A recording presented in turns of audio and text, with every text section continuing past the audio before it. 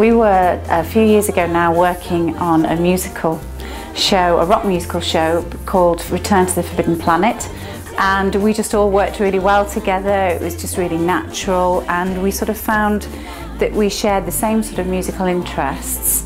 We just had such an amazing time with the 4 musicians on the stage, and 3 of us just hit it off so well. We decided that we would basically try and get together and do something a little bit different. After the band had finished the run, we decided there was something worth keeping going here, and then the girls, who were 3 of the cast, decided that they would like to start a singing group.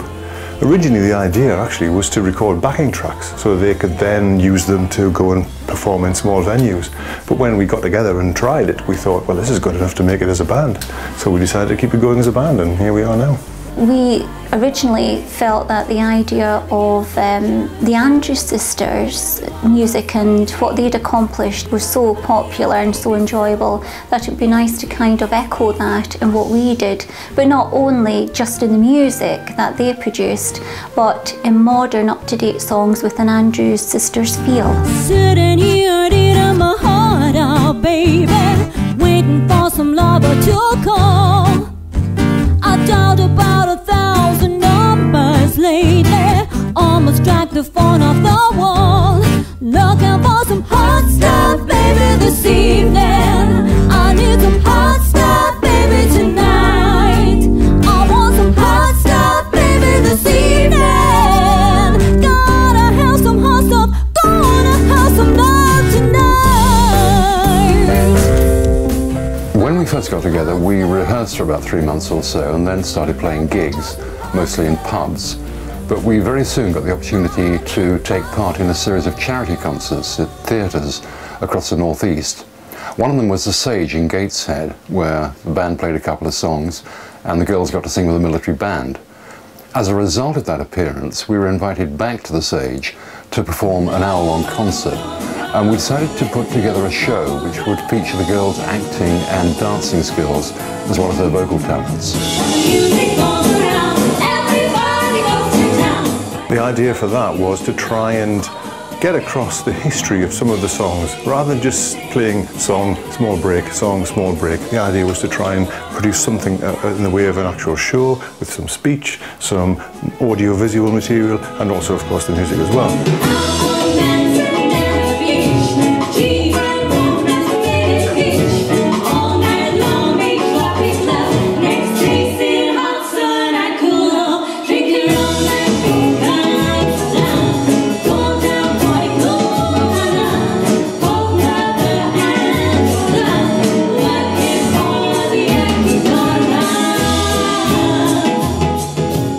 We've now expanded that show into a full evening's entertainment called Girls on Parade. And it's really a celebration of the contribution that girl harmony groups have made to popular music over the decades. We tell a story along the way of how those songs came to be and how they were produced, and then we get to perform the songs. So essentially we're educating the audience at the same time. The show is just such an amazing show because we're able to perform. That's what we're used to doing. We're musical theatre background. We're able to do our dancing, so there's lots of choreography thrown in there which will appeal to lots of people. But there's also a narrative going through the whole show which just explains everything about where the songs come from and what they're all about. And I just think even if you haven't got a clue about what's going on about the music, the narrative just explains everything and basically keeps it alive. The music from the 1940s just keeps it alive.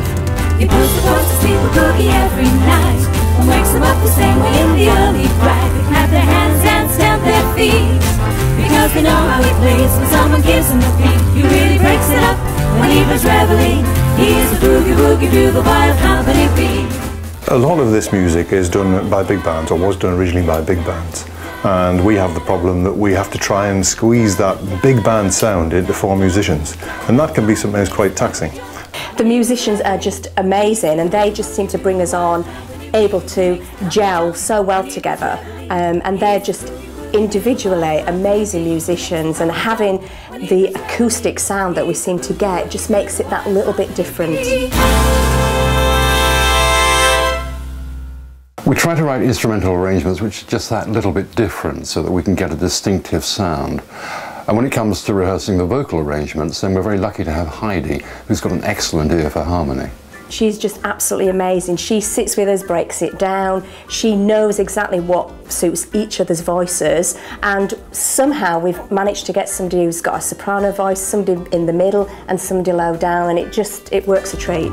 Hey, champagne, don't stole my love from me.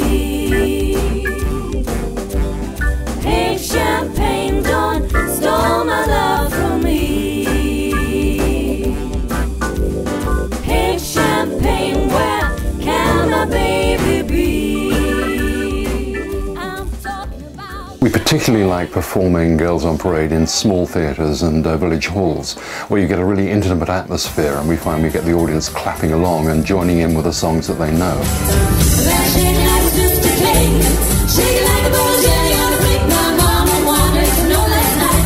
A sister cake that you were up so nice. Now all the boys in the neighborhood, Daddy could shimmy as mighty good. I'm a baby late, but I'll be up to date when I can shake like a sister cake. Oh yeah, shake like a sister cake. We found that wherever we've sung, it's just gone down a storm to all ages. I think it's got a very wide appeal. I think it would appeal to younger people because it is a band when all said and done, and it's live music. Also, the people who know the songs, who may be middle-aged people even, obviously without necessarily having been alive when the songs were originally recorded. And then, of course, you've got the old-age penters in the back who might well remember the songs when they were new. It will appeal to a wide range of age groups because we're covering music from the 40s right the way up to present day.